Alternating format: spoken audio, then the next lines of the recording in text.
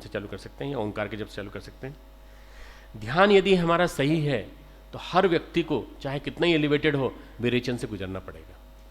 जब हम विरेचन के साथ साथ लय करने की कोशिश करते हैं, आराध्य के साथ, इष्ट के साथ, ध्येय के साथ, तो लय में अवरोध बाहर निकलते हैं। और जहां हम एकाग्र करने की कोशिश करते हैं वहां श्रम करना पड़ता है, तो फिर वो अवरोध रुक जाता है, अवरोध बाहर नहीं निकल पाते। विरेचन में बेमतलब की चीजें बहुत ज्यादा दिखाई पड़ती हैं, इसलिए उन पर ध्यान नहीं देना चाहिए।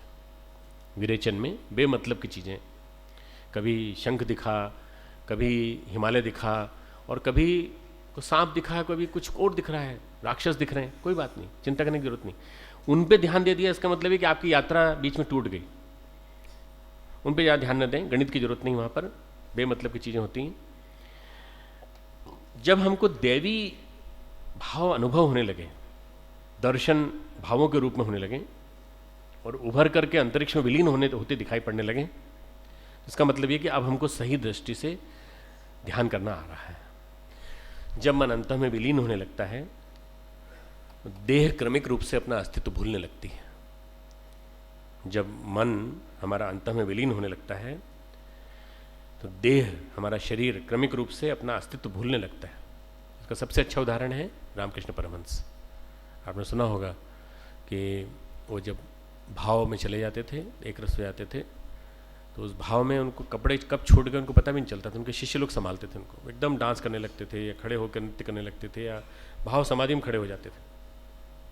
अस्तित्व भूल जाते हैं और देह के, इसी देह की तारीफ होती तो हम कभी कुछ खुश हो जाते हैं, कभी हम नाराज हो जाते हैं, तुमने शरीर का ध्यान नहीं रखते हो, ये नहीं करते हो, किसी ने कुछ कह दिया, या तुम्हारे गाल पे निशान क्यों पड़े हुए हैं, तो हम उसी के बारे में बार बार शीशे में आके उसी को देखेंगे, गाल को देखेंगे बार बार।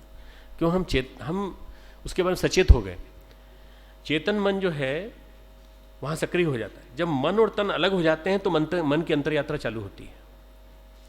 जहां मन और तन अलग हो जाते हैं वहां मन की अंतर यात्रा चालू होती है,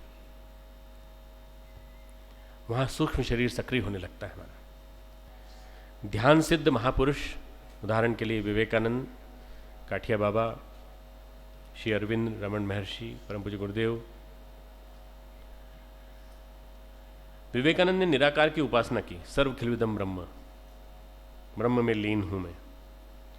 अल्मोड़ा के पास एक स्थान है कसार देवी, वहां वो 3 दिन तक एक गुफा में बंद रहे और उन्होंने उस दिन 3 दिन के दौरान न उन्हें बाहर आने की जरूरत पड़ी न कुछ। क्यों? उनका मन बिल्कुल निराकार के साथ एकाकार हो गया था। जब निराकार के साथ एकाकार हो जाए, ये बहुत उच्च स्तरीय ध्यान है, राजयोग के सिद्ध थे। श्री अरविंद का ध्यान सावित्री का ध्यान था, रमन महर्षि का ध्यान था मैं कौन हूं, बस इसी में मौन हो गए थे, मैं कौन हूं। इसी को उन्होंने ध्येय बना लिया, इस प्रश्न को उन्होंने ध्यान का विषय वस्तु बना लिया। जैसे ही हम चेतन से अचेतन की ओर या पराचेतना की ओर, परम चेतना की ओर जाने लगते हैं,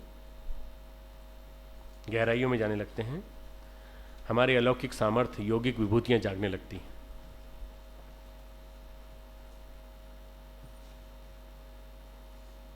प्रकट होने लगती हैं। परंतु मन की सहज बनावट है। मन तो बराबर ये कहता है कि भागो। इसीलिए अर्जुन कहता है गीता में, गीता का 34वां श्लोक 6ठे अध्याय का, चंचलम ही मनः कृष्ण प्रमाथि बलवद्रणम तस्याहम निग्रहम मन्ये वायोरिव सुदुष्करम। हे श्री कृष्ण, ये मन बड़ा चंचल है, प्रमथन स्वभाव वाला है, बड़ा दृढ़ बलवान है। प्रमथन मतलब हाथी की तरह से बलवान है, इसलिए उसका वश में करना मैं वायु को रोकने की भांति अत्यंत दुष्कर मानता हूं। जैसे आप वायु को रोक नहीं सकते, इसी तरह से आप मन को बलवान मन को आप जो है वो संभाल नहीं पा रहे। भगवान कहते हैं अभ्यासेन तो कौनते वैराग्येण च गृहीते। ये अभ्यास और वैराग्य से वश में आता है।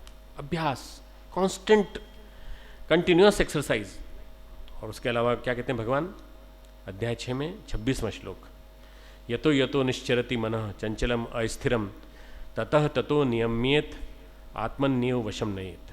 ये स्थिर न रहने वाला और चंचल मन, 6ठे अध्याय का 26वां श्लोक। जिस शब्द आदि विषय के निमित्त से संसार में विचरता है, उस विषय से रोककर, हटाकर इसे बार बार परमात्मा में निरुद्ध करें। जिस विषय पे बार बार जाता है लड़कियों पे बार बार जाता है लड़कों का मन, फिल्मी सितारों पे जाता है बार बार मन, खाने पे जाता है बार बार मन, कामुकता के चिंतन की ओर जाता है बार बार मन। वहाँ से हटाओ, परमात्मा में लगाओ, वहाँ से हटाओ, परमात्मा में लगाओ। भगवान का बड़ा स्पष्ट निर्देश है, यतो यतो निश्चरति मनः चंचलम अस्थिरम। जिस स्थिर न रहने वाला चंचल मन जिस शब्दादि विषय के निमित्त से संसार में विचरता है, उस विषय से रोक कर, हटाकर उसे बार बार परमात्मा में निरुद्ध करें, परमात्मा में लगाएं, परमात्मा में लगाएं। परमात्मा में लगाओगे तो परमात्मा कौन? जो सामने बैठे हैं, जो सामने विषय वस्तु है, ध्येय, उनके साथ एकाकार होने का प्रयास करें। बड़ा स्पष्ट संकेत है कि यदि विषय वस्तु स्पर्शों, विषय जो स्पर्श के विषय हैं, इंद्रियादि हैं, इनसे नहीं हटेंगे तो हमारा मन एकाग्र नहीं होगा। हमें ध्यान में भटकाव की बात जो आती है बार बार, जब ध्यान में भटकाव होने लगता है तो ध्यान के प्रति श्रद्धा और सत्कार का भाव बनाना पड़ेगा। ध्यान के प्रति श्रद्धा, ध्यान के प्रति सत्कार, ये ध्यान जो है ये एक श्रद्धा का केंद्र बिंदु बन जाए। 10 मिनट करेंगे पर ध्यान का समय जो हमने सुनिश्चित किया है उस समय करेंगे, और 10 मिनट तो 10 मिनट पूरा करेंगे। ऐसा नहीं कि बोझ की तरह से करेंगे।